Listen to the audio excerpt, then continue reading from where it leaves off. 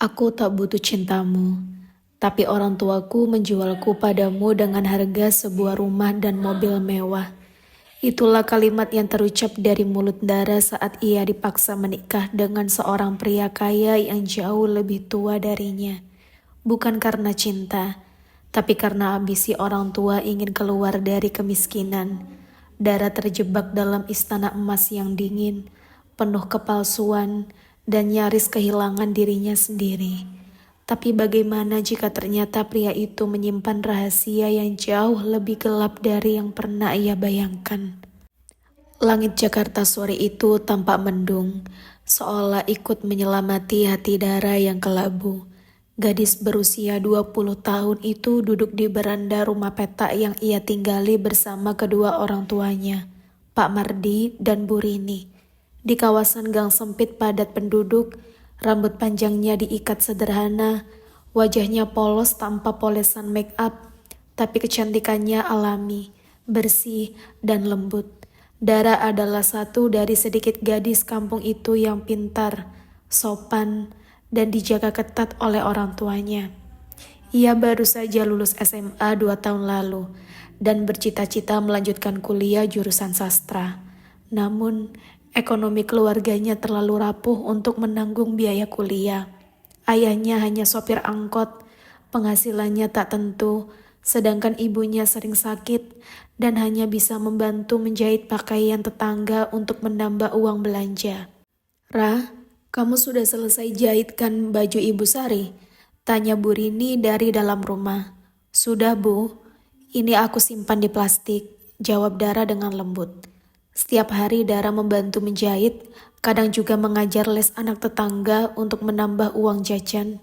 Ia bukan gadis pemimpin tinggi, cukup realistis dan tahu batas kemampuan keluarga. Tapi satu hal yang tidak pernah ia sangka adalah keputusan yang diambil oleh orang tuanya sore itu. Pak Mardi pulang lebih cepat dari biasanya. Bajunya rapi, rambutnya disisir, wajahnya tampak cerah seperti orang yang baru mendapatkan keberuntungan besar. Dara curiga, tapi diam saja. Ia tahu sesuatu yang aneh akan diumumkan. Dara, duduk sebentar. Nak, Papa mau bicara serius, kata Pak Mardi dengan nada tegas tapi lembut. Dara duduk dengan jantung yang berdetak lebih cepat dari biasanya. Di hadapannya, kedua orang tuanya duduk saling berdampingan, seperti pasangan yang siap memberikan keputusan final. Papa bertemu dengan kenalan lama, namanya Tuan Bram. Dia pengusaha sukses, sudah umur 40 tahun tapi belum menikah. Dia lihat fotomu dari ponsel temannya, dan dia tertarik. Dia ingin menjadikanmu istri.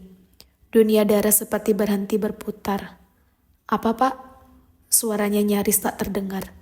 Iya, Nak. Ini kesempatan besar. Kamu akan hidup enak, gak perlu mikir biaya, dan orang tua kamu juga terbantu. Sambung Bu Rindi sambil meyakinkan. Tapi Bu, Pak, aku bahkan belum kenal dia. Aku belum siap menikah, apalagi dengan orang yang jauh lebih tua dariku. Dara berdiri gemetar. Air matanya mulai menggenang. Pak Mardi menghela nafas, lalu mengambil selembar kertas. Di situ ada foto, rumah, mobil, dan cek bank. Ini bukan soal cinta, Nak. Ini tentang masa depan kita semua. Papa sudah tua, ibu juga sakit-sakitan. Kamu pikir kita bisa terus hidup kayak gini? Tuan Bram bukan orang jahat. Dia hanya kesepian. Dia ingin pendamping hidup, dan dia memilih kamu. Dara menatap kedua orang tuanya, bukan karena ia tidak ingin membalas budi, tapi cara mereka memaksanya menikah seperti barang dagangan membuat hatinya runtuh. Apa papa dan ibu benar-benar menjual aku demi rumah dan mobil? Tanyanya lirih. Bu Rini menahan air mata, namun tidak menjawab. Besok kita ke rumah Tuan Bram. Kalian akan dikenalkan secara resmi.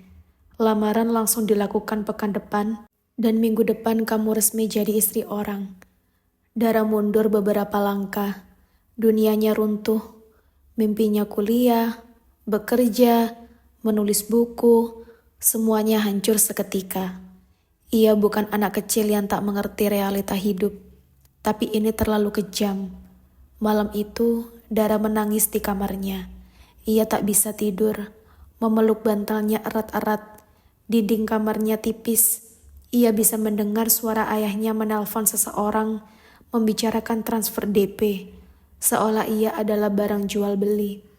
Keesokan harinya, mobil hitam berhenti di depan gang. Semua tetangga keluar melihat. Dara yang dibalut gamis sederhana dan raut muka muram dijemput oleh pria tua yang berpakaian necis. Wajahnya tampak tajam, ekspresinya kaku. Itulah Tuan Bram. "Selamat pagi, Dara. Kamu cantik seperti yang mereka bilang," katanya datar. Dara hanya menunduk, tidak menjawab. Tangannya gemetar ketika duduk di dalam mobil mewah yang sunyi itu. Sepanjang jalan, Tuan Bram tidak banyak bicara. Ia hanya mengatakan bahwa ia bukan orang kasar, tapi tidak suka ditolak. "Kamu akan hidup nyaman. Aku tidak menuntut cinta darimu. Aku hanya butuh istri untuk menemaniku dan untuk menutup mulut orang-orang di sekitarku." Kalimat itu membuat dada Dara sesak. Ia hanyalah formalitas, bukan istri yang dicintai, bukan wanita yang diinginkan hati. Ia hanyalah simbol. Setibanya di rumah Tuan Bram, istana besar itu dibagaikan neraka baginya. Dinding tinggi, penjaga pribadi, ruang serba putih dingin tanpa jiwa. Dara melangkah masuk dengan tubuh lunglai. Dalam hati Dara berbisik, "Apa ini harga kebebasanku? Aku dibungkus perhiasan, tapi hatiku kosong." Hari pernikahan Dara bukan hari yang penuh senyum atau tawa.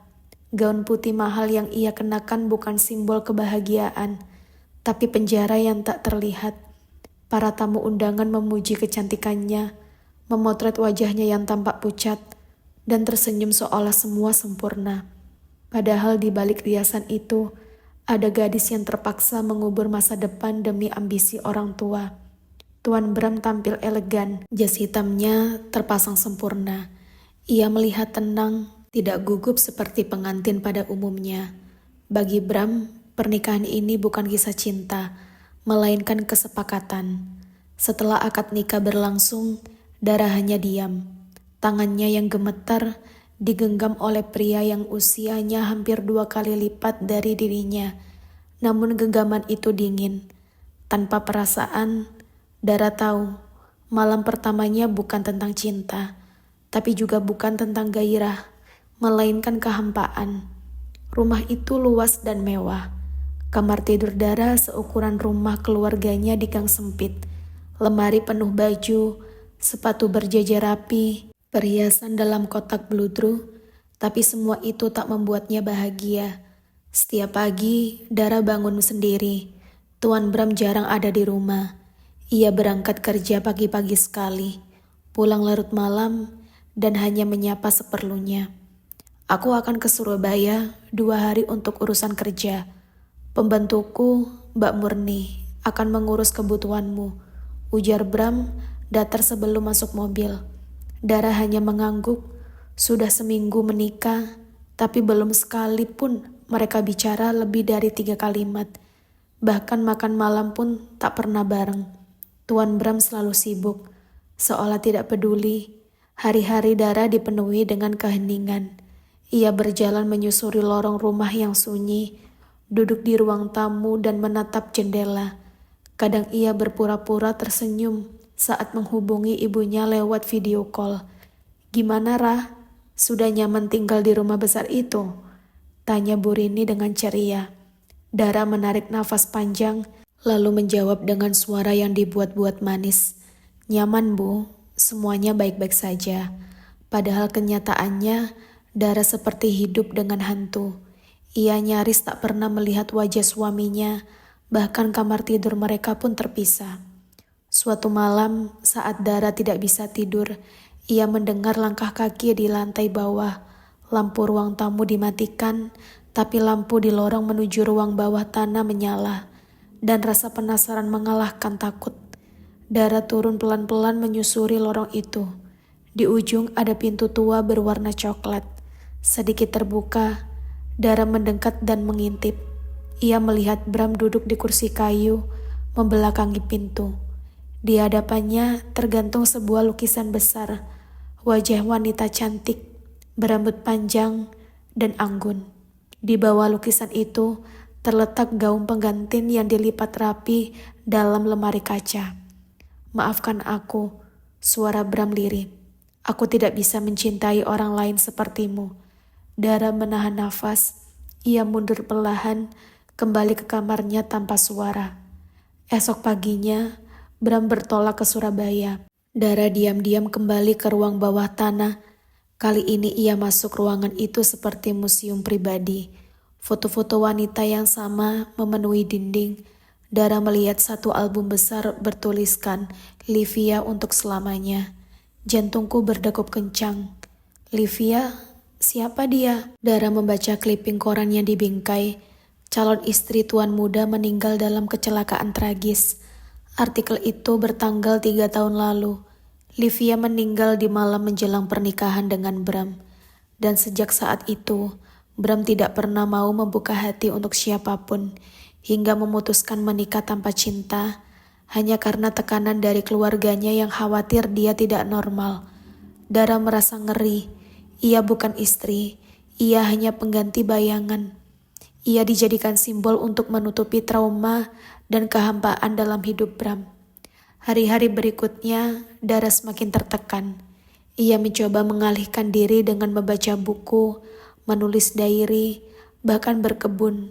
Tapi tetap saja, rumah itu dinding dan menyesakkan. Ia tidak bisa keluar seenaknya. Penjaga rumah selalu bertanya hendak kemana. Ia merasa seperti tahanan. Suatu sore, ia mencoba menghubungi sahabat lamanya, Rika, lewat pesan. "Rik, aku gak kuat. Aku pengen pulang." Rika membalas cepat. "Dara, kamu harus bicara. Jangan diam. Kamu istri, bukan barang. Apa aku perlu datang?" Dara tersenyum tipis, tapi ia tahu. Bahkan untuk menemui sahabatnya pun ia harus sembunyi-sembunyi. Malam harinya, Dara nekat menelpon ayahnya. "Pak, aku ingin pulang. Aku gak sanggup. Aku kayak hidup sama patung. Aku gak dianggap." Namun yang ia dengar di ujung telepon justru suara datar sang ayah. "Dara, kamu bukan anak kecil. Semua itu sudah disepakati. Jangan buat malu keluarga. Nikmati hidupmu. Banyak orang ingin di posisimu." Klik, telepon dimatikan. Dara menggenggam ponsel erat-erat, matanya basah. Untuk pertama kalinya ia sadar, rumah mewah tak menjamin bahagia, dan orang tuanya telah menjualnya. Bukan untuk masa depan, tapi untuk kenyamanan mereka sendiri. Beberapa malam setelahnya, Dara memberanikan diri menunggu Bram di ruang tamu. Saat pria itu pulang larut malam, Dara menatapnya langsung. "Aku ingin bicara." Bram diam lalu melepas jasnya. "Aku tahu tentang Livia." Bram menghentikan langkahnya, matanya menajam, lalu masuk ke ruang bawah tanah. "Ya, aku tidak minta maaf," tegas Dara. "Aku ingin tahu apa posisiku di rumah ini. Istri? Tahanan? Atau hanya hiasan untuk menutupi masa lalu?" Bram menatapnya dalam-dalam. "Kau ingin tahu? Baik, kau adalah seorang yang kuharapkan bisa membuatku melupakan Livia. Tapi nyatanya, kau hanya meningkatkanku padanya." Dara merasa tubuhnya runtuh. Ia bukan hanya dijadikan boneka, ia telah dijadikan pelampiasan trauma. Dengan suara lirih, Dara menjawab, "Kalau begitu maaf, aku bukan Livia dan aku tidak akan menjadi bayangannya. Lebih baik aku pergi." Ia pun melangkah ke kamarnya, tak peduli jika Bram akan mengusirnya atau tidak. Yang jelas, malam itu Dara mengambil keputusan yang penting dalam hidupnya. Lanjut part 2.